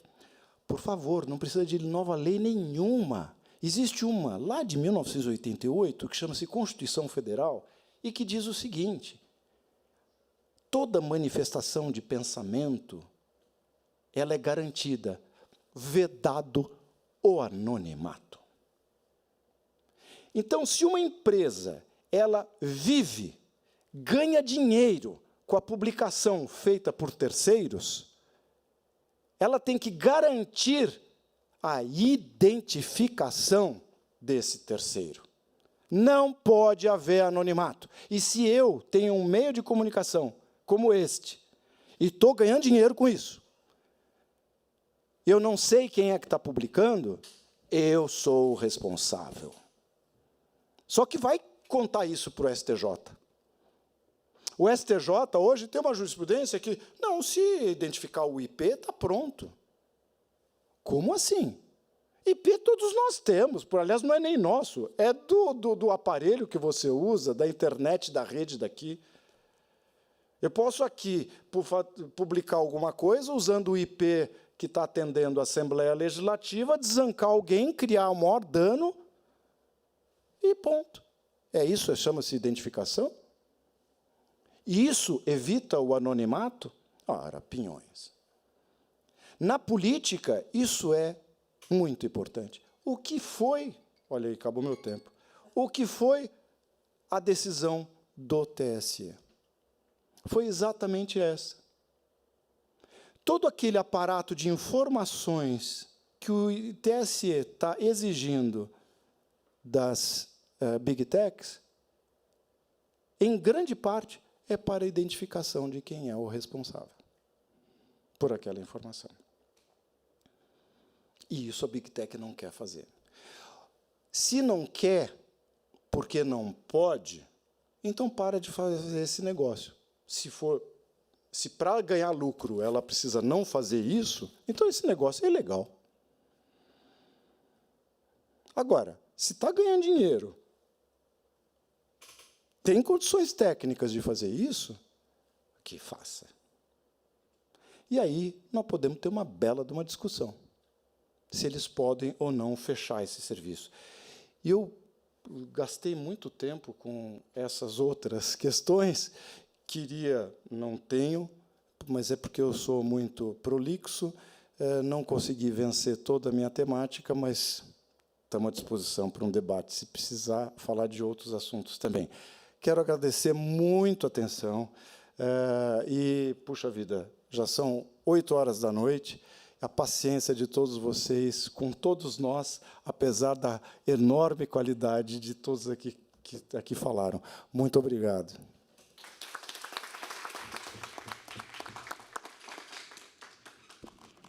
Gostaria de parabenizar o doutor Ricardo Penteado pela sua brilhante exposição. E, recentemente, depois eu faço até questão de lhe encaminhar um acórdão do TRE, do Distrito Federal, onde nós tivemos um ataque covarde contra uma cliente nossa, no pleito de 22. A pessoa criou uma página dizendo Brasília sem fulano de tal, e se escondia exatamente atrás disso, de um IP, de uma forma covarde, de uma forma criminosa. Levamos entramos com a representação. A representação foi julgada agora, assim, semana passada, saiu o acórdão esses dias, faço chegar ao seu WhatsApp. E a pessoa dizia o seguinte: não, mas eu me escondi. O mais engraçado, para não dizer triste, que a pessoa dizia o seguinte: eu me escondi atrás desse perfil fake, eu fugi da ordem judicial, a Big Tech me protegeu, mas eu fiz com base na minha liberdade de expressão. E aí o tribunal, a meu sentir, de uma forma acertada, condenou em R$5.000. O parquê eleitoral pedia a improcedência da representação porque já tinha ultrapassado o prazo das eleições, o que não anula o ato irregular, né? E, salvo engano, há um questionamento também, e aí fica uma dica que eu aproveito para passar para as pré-candidatas, que vocês, independentemente do partido que for, vocês podem e devem contar principalmente com o Ministério Público Eleitoral. A procuradora, não conheço ela pessoalmente, mas tem feito um grande trabalho, procuradora Raquel Branquinho, assim, que tem investigado e tem exigido do Ministério Público Eleitoral Brasil afora medidas efetivas quando há a violência política contra a mulher. Então, é um registro que faço e digo, mesmo quando esses registros ocorrerem de uma forma até em excesso, os excessos são casos excepcionais. Mas o Poder Judiciário e o Ministério Público estão vigilantes. Isso digo de acordo com a minha experiência profissional. Deixa eu só, por favor, acrescentar. Doutor Flávio, somos advogados e, na grande parte das vezes, de candidatos. Os candidatos têm advogados e que passam por esse problema. Quando eu não estou advogando para candidatos e que me pagam para isso, eu gosto de advogar para o eleitor. os eleitores ficaram a cobro, porque o dano causado por uma propaganda dessa, durante o período em que ela se perpetuou, e a informação equivocada, informação anônima e covarde, essa gerou efeitos no eleitorado. E o eleitor é que foi enganado. Esse não vai ter reparo. É verdade. Eu antes de passar a palavra para os demais que estão aqui presentes e para os nossos telespectadores que estão assistindo o curso via online, fazerem suas perguntas, já até peço que vocês preparem as suas perguntas para que os palestrantes possam responder aqui com a maestria que cada um tem. Eu passo a palavra ao Dr. Carlos Issa para que ele possa fazer as suas manifestações e perguntas aqui aos presentes. Bem, mais uma vez eu gostaria de agradecer, enfim, o alto nível aqui das palestras e me valer da condição de integrante da mesa e fazer uma pergunta aqui, acho que furando a fila das perguntas, insistir nesse ponto, né? Todos os temas abordados foram feitos de maneira bastante profunda, em alto nível, mas eu tenho algumas dúvidas. Eu que sou da área do direito, né? Sou defensor público, mas não atuo no direito eleitoral. Então, direito eleitoral, a minha pergunta é a pergunta de um quase leigo no tema, né? O doutor Ricardo fez menção, assim como os demais, mas o doutor Ricardo talvez mais enfaticamente, à crise democrática, né? A gente está vivendo uma crise democrática de diversas ordens, mas mais especificamente em relação ao processo democrático, eu acho que a gente vive um momento de adaptação, né, à nova realidade, especialmente na diversidade de meios, né, ou de mídia, como se queira falar. Então, a minha dúvida vem de uma questão que, não faz muito tempo, eu escutei no rádio, eu estava ouvindo a Rádio CBN no período da manhã, e a voz da co-apresentadora Cássia Godoy, ela foi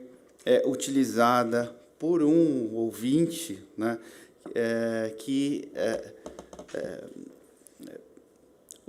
pegou a voz da Cássia Godoy, utilizou a voz da Cássia Godoy, pegou a voz como parâmetro, né, e com a voz dela fez uma belíssima canção. Então, ela, Cássia Godoy, que não é uma cantora, ela admitiu isso na rádio, teve a sua voz sintetizada ali e cantou uma belíssima canção, como se fosse, né? Claro que isso foi algo que para ela foi lisonjoso e tudo mais, ela gostou, mas poderia ser algo diferente. Então, venho aqui dar um exemplo e a partir disso, fazer a minha pergunta, né? Nessa mesma situação, se fosse a voz ou até mesmo uma imagem de um candidato, às vésperas da eleição, com a perfeição que atinge hoje a inteligência artificial, admitindo, por exemplo, um delito de estupro. Isso às vésperas de eleição. Eu imagino que isso teria um enorme impacto na vontade do eleitor, né? E eu gostaria de saber de que maneira isso, às vésperas da eleição, seria tratado pelo direito eleitoral, né? Claro que teria um impacto, imagino, inevitável sobre o público, sobre o eleitor, sobre a candidatura e, claro, sobre o resultado das eleições, né?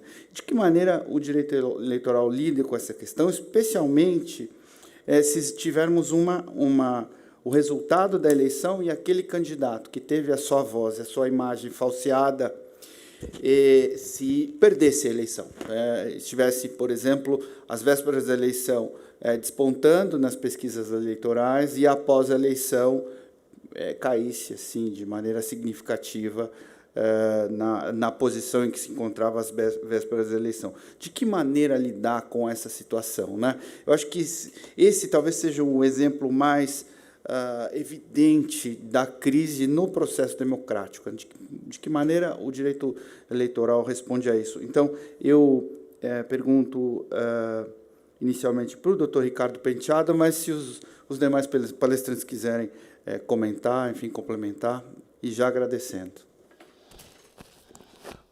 Bem, a pergunta é interessantíssima, é importantíssima, e me ajuda até naquilo que eu não consegui chegar na minha palestra, que eu ia um pouco abordar esse assunto. E a resposta fácil já foi dada pela Justiça Eleitoral. É proibido. Ué. E como se a proibição já não existisse, como se precisasse de uma regulamentação para que isso fosse proibido. Já era proibido, né? Então, se baixou uma resolução, o Tribunal Superior divulgou, e os meios de comunicação todos falaram assim, olha, isso vai ter consequências graves, etc, etc. Bom, mas pode acontecer, ainda para tudo tem consequência. Aliás, já era proibido. Na propaganda eleitoral, você não pode divulgar fato sabidamente inverídico. Está escrito lá no artigo 58, etc. E mais, o uso indevido de meios de comunicação, e é claro que eu não preciso criar uma norma nova para dizer que isso é um uso indevido do meio de comunicação, tá certo? Constitui um abuso suficiente para cassar uma candidatura. Então, essa regulamentação, para mim, ela, vamos dizer, é uma satisfação que se dá para um anseio popular apenas. Só para complementar, talvez eu não tenha sido claro nesse ponto, a pessoa que produziu esse falso não estaria vinculado a nenhuma candidatura. Olha, eu tive um caso, uma vez, eu vou trazer aqui... Nas vésperas da eleição, uma prefeita que disputava a reeleição, ela tinha feito um programa de grande sucesso na cidade, que era de pavimentação de ruas. Era uma cidade próxima aqui de São Paulo, que é uma cidade dormitório, e que carecia deste benefício muito importante, que era a pavimentação. E, durante o governo dela, ela fez um programa de enorme sucesso e que não onerava o cidadão. Na véspera da eleição, alguém lá dentro da prefeitura conseguiu o cadastro de todos os moradores dessas ruas que foram pavimentadas e, na véspera da eleição, alguém conseguiu, em papel timbrado da prefeitura, imprimir para todos os moradores uma notificação mandando uma taxa de benefício de, como chama, taxa de contribuição de melhoria altíssima. Todo mundo recebeu, assim, às vésperas da eleição, papel timbrado, no endereço, na porta, etc., etc., como se fosse uma comunicação oficial. Ela perdeu a eleição, assim, feiamente. E ela questionou isso.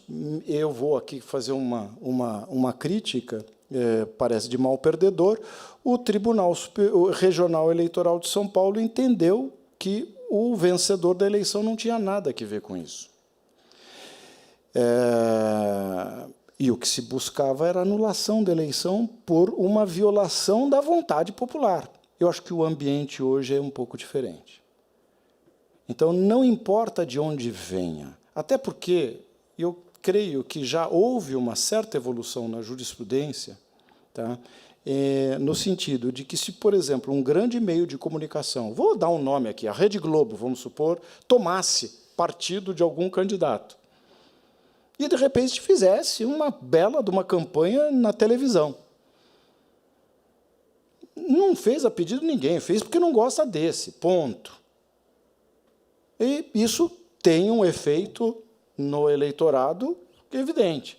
Sim, é possível anular a eleição? Eu acho que claro que é. E vamos fazer uma nova eleição, se nós tivermos esse fenômeno. Agora, com relação aos candidatos, veja o seguinte, eu tenho uma proposta que não está em lugar nenhum, mas que é o seguinte, assim, quanto aos candidatos, eu entendo o seguinte, com a tecnologia que hoje nós desenvolvemos, Eu acho que todo candidato deveria ser obrigado a depositar na Justiça Eleitoral toda e qualquer propaganda que ele venha a fazer. Não é para ter uma aprovação prévia, isso não é censura prévia, nada disso. Porque apenas depositar lá. Até para que os demais candidatos, primeiro, saibam aquilo que está sendo publicado por todos os candidatos, e existe uma paridade de armas. E outra, para que se identifique aquela que não é de candidata. Propaganda digital ou física também? Toda ela, porque toda ela pode ser digitalizada. Se você fizer um santinho, deposite lá. 24, 48 horas depois de ser distribuído ou veiculado, deposite lá. Aí, se um adversário chega e fala assim, opa, tem essa propaganda, está aí? Não, não está. Então, tira. Até porque ela está beneficiando ou prejudicando o candidato e não está contabilizada. E outra coisa, se o candidato depositar toda a propaganda na Justiça Eleitoral, a fiscalização financeira também vai ser muito mais atuante e eficaz. É muito melhor do que fazer o que fez o Tribunal Superior Eleitoral, dizendo, olha, Big Tech, traga isso, traga aquilo outro. Não que a Big Tech não tenha que trazer também. Mas aquilo que o candidato publicar, aquele impulsionamento que ele fizer, ele vai dizer, fiz o impulsionamento sim, e dirigi especialmente para os corintianos, dirigi especialmente para os padeiros. Tem que estar lá registrado. O impulsionamento para qual foi o público-alvo que ele comprou. Por que não? Isso dá transparência, inclusive na parte de financiamento. Agora, isso daí pode ser alguém que não tenha nada a ver com a eleição, mas assim que sai, abre-se um inquérito, vamos atrás. E se a pessoa que fizer isso não for candidata, e isso aí levar à anulação da eleição, que se cobre o custo da eleição dessa pessoa que fez isso. No bolso dói, viu? E se cobrar o custo do que é uma eleição, você acaba com a vida financeira dessa pessoa, porque uma eleição, o desembargador está aqui, pode me dizer, custa muito caro para os cofres públicos a mobilização que se faz de todos os eleitores para você tomar o voto. Esse é um jeito. Agora, crime ilícito sempre vai ter. O Estado é que precisa dar uma resposta suficiente. A única resposta que você dá para a democracia, se você não tiver preguiça, é anular a eleição e fazer a nova.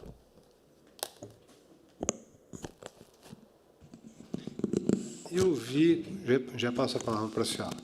Eu ouvi atentamente a sua pergunta e aproveito também até para fazer uma observação, né? Isso tem sido objeto dos famosos deepfakes, né? Eu consigo pegar com um vídeo ou uma foto nas redes sociais e fazer uma manipulação. E eu estava me lembrando, recentemente, de uma audiência pública que eu participei no STF. O relator era o ministro Barroso, e eu fui em nome do partido, à época PRB, hoje Republicanos, participar da audiência pública. E lá fiz algumas observações e peguei esse vídeo, o ponto não é nem da audiência pública, é o vídeo. Peguei esse vídeo e coloquei esse vídeo na minha rede social, anos atrás. Pasme, doutor Carlos, que não, se a pessoa quiser manipular, a situação é tão séria, não só a imagem, mas o áudio, ela precisa hoje. Eu tenho aqui várias ferramentas de deepfake, depois posso lhe passar, mas se eu pegar 1 minuto de um áudio, eu faço o que eu quero com a sua voz. A ponto, e aí eu dou um depoimento meu pessoal, Ricardo, de eu falar, inclusive, para minha mãe e para minha família o seguinte: Se vocês receberem um telefonema dizendo que eu fui sequestrado, que vai me dar um tiro na cabeça, que precisa de tanto, fala para o sequestrador mirar bem na testa e não errar o tiro. Porque o ponto nevrálgico que a nossa sociedade brasileira ainda não está enxergando é que o crime organizado pode usar essas ferramentas de deepfake e, amanhã ou depois, isso ainda não chegou efetivamente de uma maneira robusta nos tribunais, mas está a passos curtos, chegará.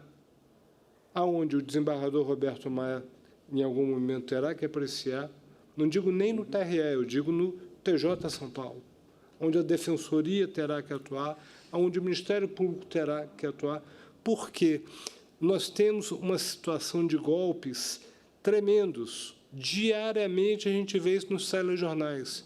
E a nossa sorte ainda é que o crime organizado não aprendeu ainda a utilizar o deepfake para esse tipo de fraude. Feita essa observação, por favor, a sua pergunta. Eu queria complementar, perguntar, o advogado respondeu sobre a cidade da taxa de cobrança da rua. Ai, eu detesto. E qual foi a solução que deu? Simplesmente o tribunal falou que não e ficou por isso mesmo? Sim. Mas uma cidade pequena não se investiga?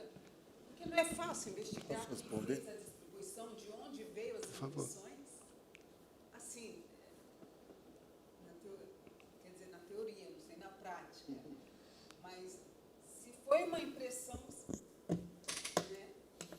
E outra, quem teve essas informações? Fale, por favor, no microfone que as pessoas que Simplesmente estão o nos tribunal ouvindo... fala, não, o outro candidato não tem nada a ver com isso, e vida que segue? Ah, tá bom, então tá. Fácil. Não é? O desembargador Roberto Maia vai responder. Olha, eu vou dar uma rápida resposta. Eu trabalhei na primeira eleição como juiz eleitoral há 35 anos atrás, quando eu tinha acabado de passar no concurso, foi a eleição do presidente Collor em 89. Fui juiz eleitoral no Guarujá, onde eu estava já, minha primeira designação. E nessas 3 décadas e meia, a gente vê muito acontecer isso. Às vezes tem 2 candidatos fortes disputando, aí vem aquela questão. Alguns falam que o Brasil está polarizado, outros falam que não está. Bom, não vou entrar nesse mérito. Mas se tem 2 candidatos principais se enfrentando, qualquer propaganda falsa que atingir esse, suspeita vai recair nesse. Mas não dá para condenar esse se não tiver prova. Porque senão ele vai falar, não, ele próprio plantou uma propaganda falando mal dele próprio para eu ser condenado. Esse que é o problema. E, às vezes, eu já peguei uma capa do jornal lá na região de Santos, onde eu fiquei muito tempo, sou paulistano, mas fiquei muito tempo trabalhando na região de Santos. A capa do jornal Tribuna é falsificada. Trocaram uma das notícias, tiraram e imprimiram candidato tal renuncia, na véspera da eleição. E distribuíram pela cidade a capa do jornal falsificada. Eu era assinante do jornal, o advogado veio correndo me pedir busca e apreensão, claro que eu deferi, mas não acharam mais, não estava identificada a gráfica. E é claro que quem estava divulgando que o candidato X renunciou era o rival do candidato X. Mas como é que vai condenar? Aí ele fala, não, mas ele mesmo plantou uma notícia contra ele próprio para que eu fosse condenado. Quer dizer, então, nem sempre é fácil, né? Claro que a suspeita recai sobre o rival. Você tem 2 candidatos disputando e esse tem uma crítica, a suspeita é nesse. Mas ele pode falar, mas não fui eu, foi ele próprio, os simpatizantes dele, para eu ser culpado, para eu ser condenado. Então, nem sempre é fácil. E eu vou aproveitar e pedir desculpa que eu tenho que me retirar, lamentavelmente, porque eu avisei que 8h30 eu tinha compromisso familiar, vou pedir desculpas a todos e pedir licença para me retirar. Eu peço inicialmente então, uma salva de palmas ao desembargador e vamos continuar aberto para perguntas.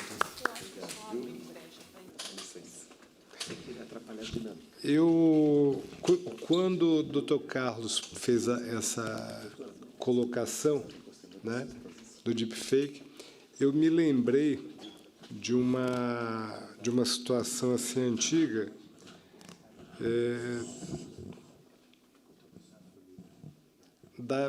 que envolve a nossa história política eleitoral brasileira, né? E fui longe, porque o doutor Carlos fez a seguinte pergunta: se for utilizado uma ferramenta deepfake, né, criando uma fake news. E aí eu me lembrei, e aí, professora Maria Virgínia, Ricardo, eu fui longe assim na nossa história, na eleição presidencial do brigadeiro Eduardo Gomes, versus General Dutra. E o dono da cadeia de rádios, eu fui consultar, foi deputado por São Paulo, eu conheci, doutor Hugo Borg, conheci já bem velhinho, era amigo do meu finado pai, que foi parlamentar também pelo Amazonas. E o que levou à grande derrota do brigadeiro? A questão, o discurso dele dos marmiteiros. Então, até aqui na internet, assim, quando isso me veio à cabeça, o deputado Hugo Borg soltou isso numa cadeia de rádios e viralizou no Brasil afora o seguinte, que o brigadeiro Eduardo Gomes não gostava dos pobres, em especial quem comia marmita. E teve uma derrota, assim, fragorosa no pleito eleitoral. Então, a fake news, ela não vem de agora, né? Efetivamente, ela vem de longa data. Abro para mais alguma pergunta dos presentes aqui que queiram. Sem mais perguntas. Perguntas assim, online temos? Não? Bom, antes de encerrar, eu gostaria de passar a palavra para as considerações finais dos palestrantes. Em seguida, passarei ao doutor Carlos Issa e aí faço as minhas considerações finais. Por favor, a professora Maria Virgínia Mesquita Nasser, para suas considerações finais. Professor Flávio, eu só queria, na verdade, agradecer. Eu tive a oportunidade de estar aqui em outros encontros, a gente tratou de temas muito interessantes, né? Internet, violência política de gênero, hoje administração pública. Fico realmente feliz de estarmos discutindo um tema que eu insisto muito, não é só para candidato, partido, Ministério Público, é um assunto que deve estar na pauta de todo mundo, principalmente num ano eleitoral e num ambiente em que as eleições vêm se tornando tão dramáticas quanto tem ocorrido nos últimos anos. Então, muito obrigada aí pela paciência de quem nos acompanhou, muito obrigada pelos colegas, aprendi muito, foi ótimo.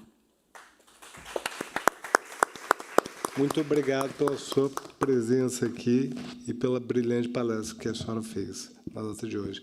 Por favor, doutor Ricardo Penteado, para suas considerações finais. Obrigado pela paciência de todos com as nossas falas aqui. Eu queria pontuar trazer uma outra final questão que calha como encerramento, que o tema é educação para a democracia. Eu tenho a impressão que a nossa geração falhou, porque nós somos, vamos dizer, uma geração subsequente à redemocratização do nosso país, e nós não estamos apresentando para as gerações vindouras o valor do sistema democrático. A gente tem tido muita preocupação com alguns valores democráticos, como igualdade de gênero, raça, religião, e isso a gente tem tido grande evolução. Mas, tão rapidamente quanto a gente tem obtido garantias para esses valores, a gente pode perder muito rápido a tutela desses mesmos valores, se nós não valorizarmos, não dermos a importância ao sistema que sustenta esses valores, que é o sistema democrático. num país, veja só, é uma pergunta constrangedora que a gente faz para qualquer cidadão brasileiro, se ele compreende, se ele sabe o que é o sistema representativo proporcional por lista aberta. Nós temos jovens de 16 anos indo para a votação e não se sabe o que é isso. Como é que nós queremos desenvolver a democracia? Baixando lei, baixando regra? Mas nós não temos uma educação, as escolas não ensinam.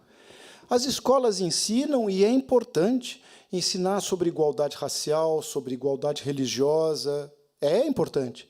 Agora, por que nós não estamos ensinando sistema democrático? Isso vale para qualquer nível de ensino. É algo que deveria ser perene em qualquer nível de ensino, desde o primário até a universidade. Então, não adianta defendermos a democracia com instrumentos positivados institucionais se não houver uma convicção, e essa convicção só nasce por educação, uma convicção de que como que funciona e o que é o sistema democrático. A gente vê gente aí criticando o sistema proporcional, etc. Não sabe nem o que é. Não, o melhor é o sistema distrital misto, ou o sistema de lista fechada. Não sabem o que é. Então, eu acho que o principal é nós voltarmos não tanto para o direito, mas para práticas sociais e de políticas de educação e trabalhar neste fundamento. Era o recado, vamos dizer, que eu deixo aqui no finalmente da nossa participação. Muito obrigado. Uma salva de palmas. Doutor Carlos Issa, por gentileza, para suas considerações finais. Bem, eu também gostaria, as minhas palavras são só de agradecimento aos palestrantes, a todos que contribuíram, todos e todas que contribuíram com esse curso, que eu insisto, já o vejo como um curso bem-sucedido. E, em alguma medida, agradecer também ao presidente da casa, que, mais uma vez, eu insisto, o doutor presidente André do Prado, que sempre contribui e adere aos cursos e a atuação da Defensoria Pública aqui na casa, né? Toda a atuação a gente conta com o apoio incondicional do presidente André do Prado, então, por isso, eu agradeço muito. E também justificar o porquê da Defensoria Pública se ocupar desse tema, oferecer para a sociedade um tema tão relevante, né? A Defensoria Pública tem, entre outras missões, né, dos nossos eixos de atuação é a educação em direitos. Então, porque a gente acredita muito que, ao instrumentalizar a população, ao instruir as pessoas em relação aos seus direitos, elas são capazes de defender os seus próprios direitos, né? E, com isso, a gente, em alguma medida, contribui com os vulneráveis, não? Aquele que se socorre dos serviços da Defensoria Pública, né?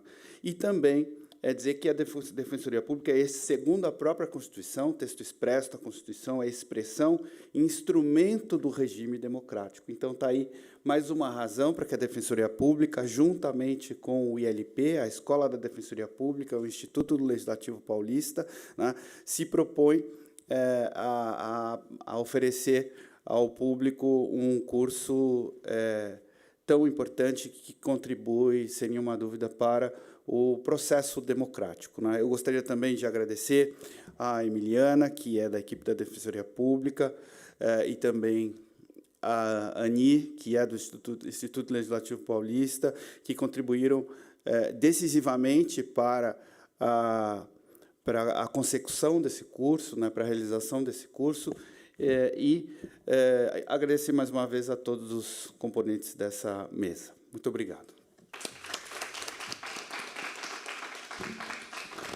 Bom, antes de encerrar, eu recebi uma mensagem aqui, mas deixei para registrar ao final, dizer que esse evento foi assistido até por brasileiros no exterior. Recebi uma mensagem de uma família brasileira que vive no Canadá, que está assistindo, assim, na pessoa do senhor José Antônio Vanderlei Lins Júnior. mandou aqui a mensagem dizendo que estava assistindo. Então, a escola está de parabéns.